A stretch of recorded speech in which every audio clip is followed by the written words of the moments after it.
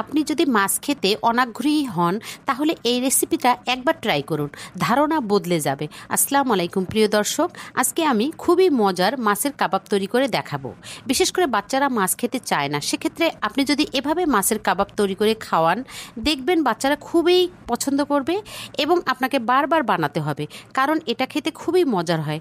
এরকম সহজ ও মজার ইউনিক রেসিপি পেতে আমার চ্যানেলটি প্লিজ সাবস্ক্রাইব করুন, লাইক দিন আর ফ্রেন্ড অ্যান্ড ফ্যামিলির সঙ্গে শেয়ার করুন। আপনাদের ছোট্ট সাপোর্টটাই আমার জন্য অনেক বড় অনুপ্রেরণা। এই কাবাবের জন্য যে কোনো মাছ হলেই হবে, আপনাদের ঘরে যে মাছ আছে সে মাছ দিয়েই এই কাবাব তৈরি করতে পারেন। তো আমি এখানে রুই মাছ নিয়েছি 4টি পিস, ভালো করে ধুয়ে ক্লিন করে নিয়েছি এবং সামান্য পরিমাণ লবণ, গুঁড়ো হলুদ দিয়ে এটাকে সিদ্ধ করে নিচ্ছি।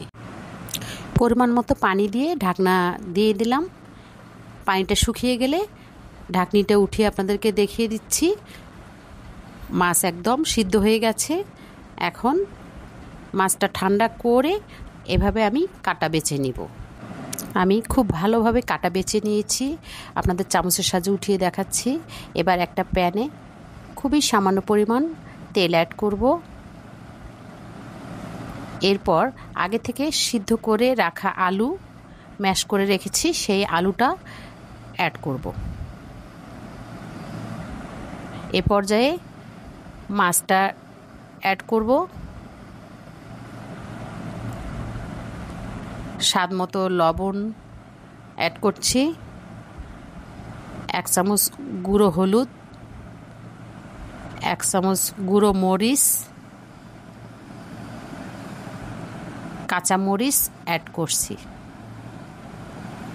আদা রসুন বাটা 1 চামচ করে,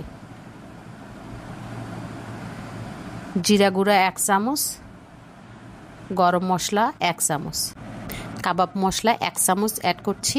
বাসা থাকলে দিবেন, না থাকলে স্কিপ করবেন। আর পেঁয়াজের বেরেস্তা করে রেখেছিলাম, সেই পেঁয়াজের বেরেস্তা অ্যাড করছি।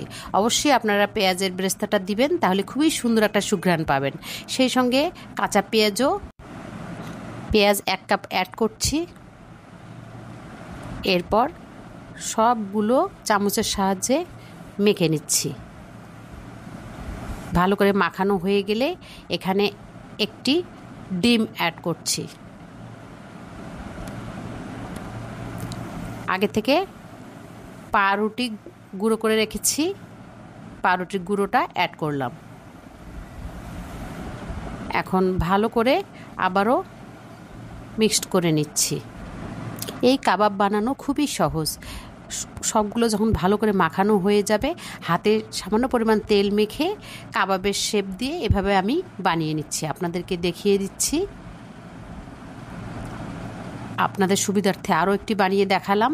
এভাবে আপনারা কাবাবগুলো বানিয়ে নেবেন। আমি এভাবে সবগুলো কাবাব বানিয়ে নিলাম। দেখতেই দেখুন কতটা সুন্দর এবং লোভনীয় লাগছে। এটা আপনারা রেখেও খেতে পারবেন।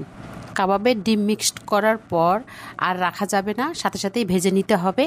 তা মোটামুটি হাই হিটে দিয়ে কাবাবগুলো ভেজে নিতে হবে। আমি একটি একটি করে দিয়ে নিচ্ছি, আপনারা দেখতে পাচ্ছেন। আর এটা সময় নিয়ে ভেজে নিতে হবে, কালার আসা পর্যন্ত বারবার চামচ দিয়ে নেড়ে নিতে হবে। যখন দেখবেন খুবই সুন্দর একটা কালার হয়েছে, এ পর্যায়ে নামিয়ে ফেলতে হবে। তো আমার কাবাবগুলো দেখুন কতটা সুন্দর কালার হয়েছে, দেখতেই অনেক লোভনীয় লাগছে। এই পর্যায়ে আমি এভাবে সবগুলো কাবাব ভেজে নিলাম। এই কাবাব গরম ভাতের সঙ্গে কিংবা চায়ের সঙ্গে নাস্তা হিসাবে খেতে অসম্ভব ভালো লাগে। খুব সহজেই কম উপকরণ দিয়ে এই মজার কাবাব তৈরি করা যায়।